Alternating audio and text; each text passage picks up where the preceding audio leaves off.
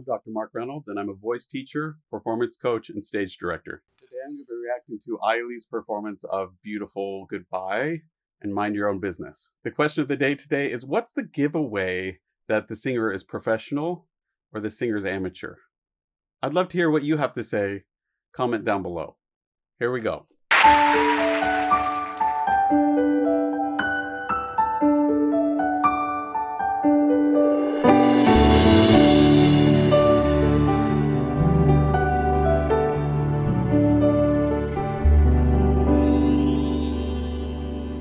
눈물이 흘러 이별인 걸 알았어.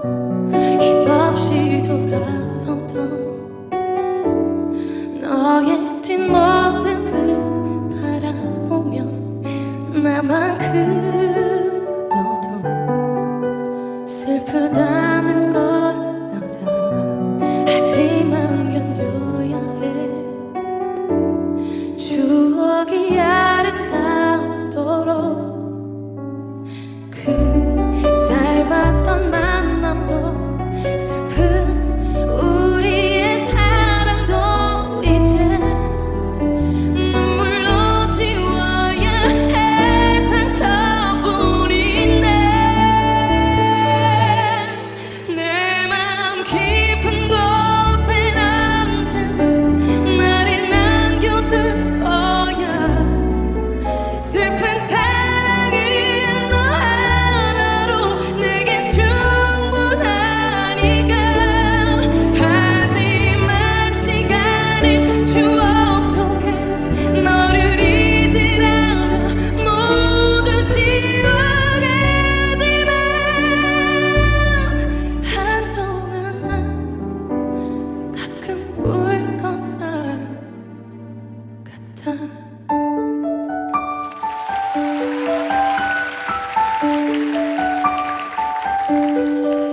두 눈을 감고 지난 나를 돌아봐.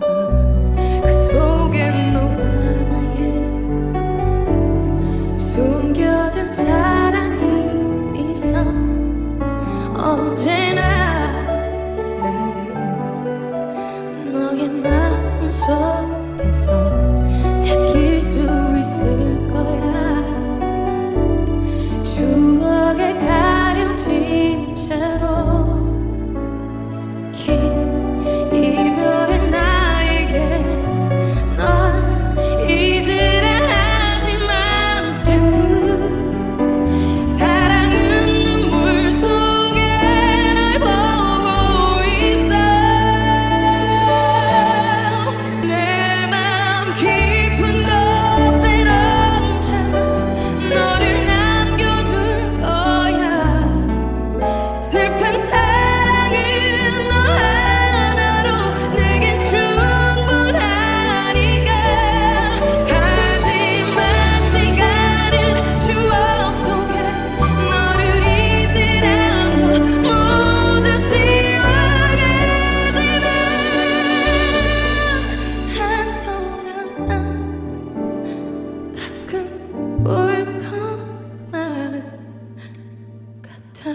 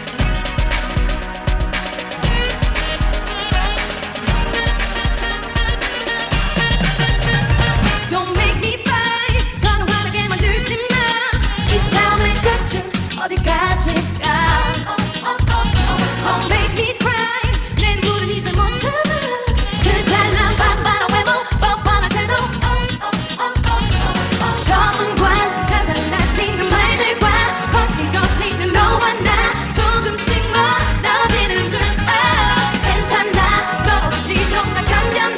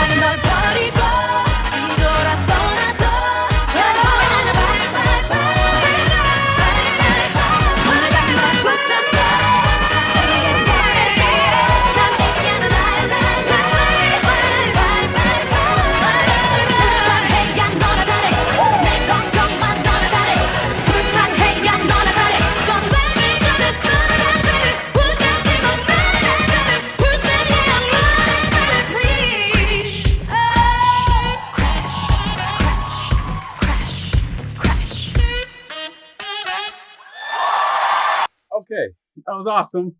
The coolest thing to me was that she was forced to be sitting the whole time, right? She had a busted leg and she's sitting there. And what we learned from that, there's a few things that I noticed that were awesome. One is, did it matter that she's sitting there the whole time? Was I bored watching her?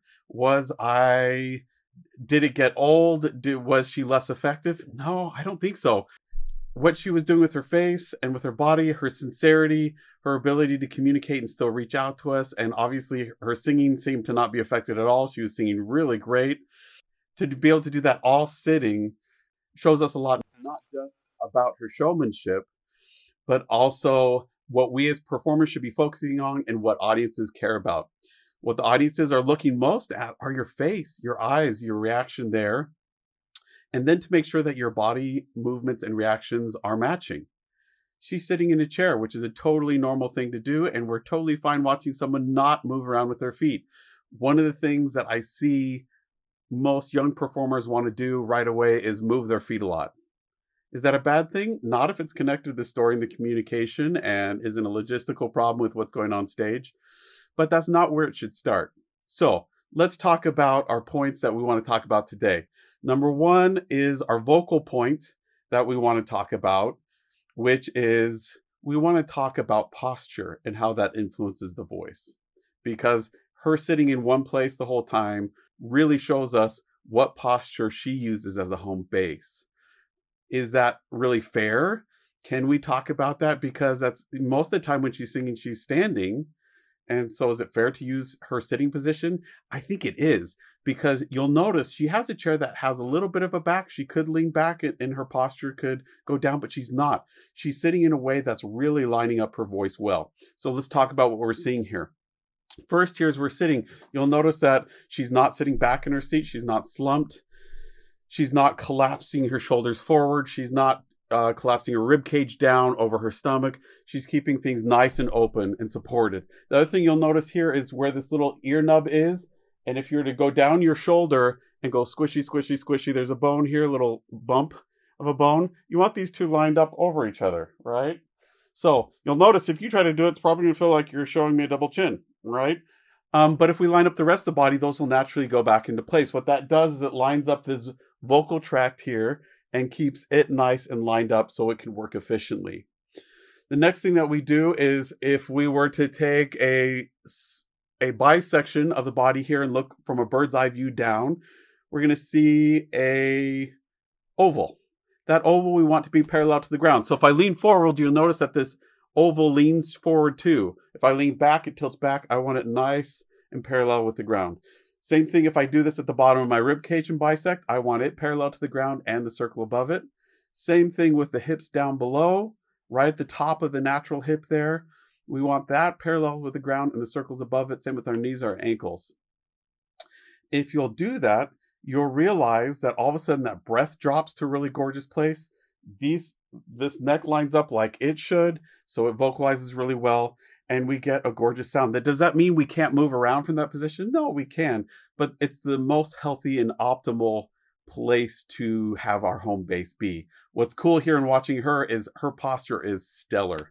It's really excellent. Whether she's dancing, moving along, or just sitting there, she's still communicating these wide variety of emotions and letting her body posture change in her positions and letting her body respond to impulses. But that center core is lined up pretty consistently in a healthy singer's posture.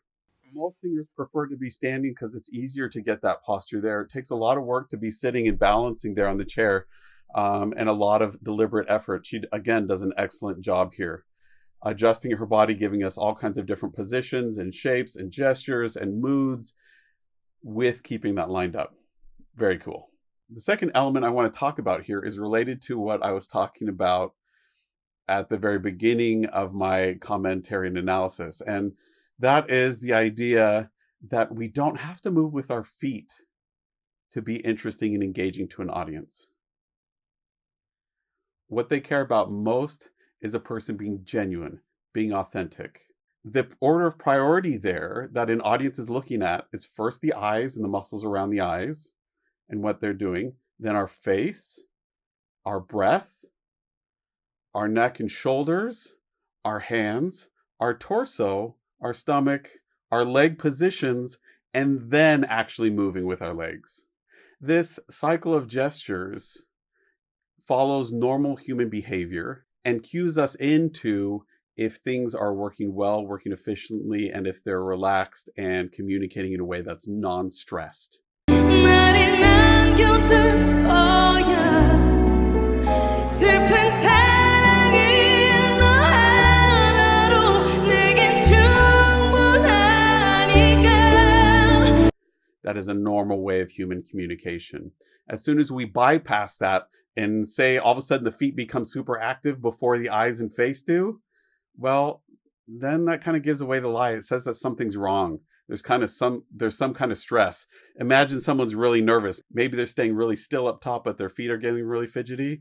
That's an immediate cue to the audience that something's wrong. Here, because she's doing so much with everything in her body, except for actually moving and making distance, we believe it. Because it follows this natural cycle of gestures, we believe it. People sit and can be very expressive as they're sitting. Does that ruin their communication or make it less believable or interesting? No, it doesn't. We can sit at a table with people for long periods of time talking and not get bored if they're being genuine and authentic and giving us lots of variety and interesting things to look at and think about. Here with Ailee, she's doing just that, and it proves the point that those feet can add to a performance and are really important, but are not the most important part of the performance. Because she's so authentic and genuine, it makes it easy for us to relate with her, to empathize with her, and to be totally engaged in what she's doing performance-wise. I love what she's doing performance-wise and vocally here. I think it's really excellent. The question of the day is, what are the top things that tell us if someone's a professional or an amateur? That list can go on forever, and I'd love to hear what your comments are down below. But for me, two of the biggest giveaways of whether someone's a professional or amateur, first is the consistency of airflow. Are they using a little bit of air? Is it staying nice and fast and consistent? And if so, that usually results in a really professional sound. 상처만 남기고 승자는 없었던 지겹게 반복된 너와 나의 시간. Whether everything else is working great or not, that's another issue. But the first, most obvious giveaway on a subconscious level to audiences who aren't actively watching for it either is this consistent airflow, note to note within a phrase. So that the airflow doesn't change with the pitch, it doesn't change with the vowel, it doesn't change with the dynamics. It's staying really nice and consistent across the whole range. The second thing is the performer's commitment to communication. Do they let anything else get in the way or stop them? Or do they stay 100% committed to telling the story that they're telling, to emoting the emotions that they're feeling, to sharing with the audience what they're trying to communicate with their body, with the music, with their words? Here, Ailee shows this commitment. 상처만 남기고 승자는 없었던 지겹게 반복된 너와 나의 시간 멈추고 싶지만 끝내고 싶지만 멀리 와버린 우리 내가 널 버리고. Could she have just not gone up and performed or really tried to hide what's going on with her leg? Yeah, but she didn't here. In fact, she uses it to her advantage. She doesn't let it stop her, and it shows that her showmanship is excellent, that she's able to continue to effectively communicate and keep us engaged in the story, even with that limitation. I'd love to hear what you have to say, what you think gives away, whether someone's an amateur or professional, in your comments down below. If you want a voice lesson, an acting coaching, a performance coaching, want me to come in and work with your group, book a time with me at mrperformingartsstudio.com. I'd love to work with you in person or online.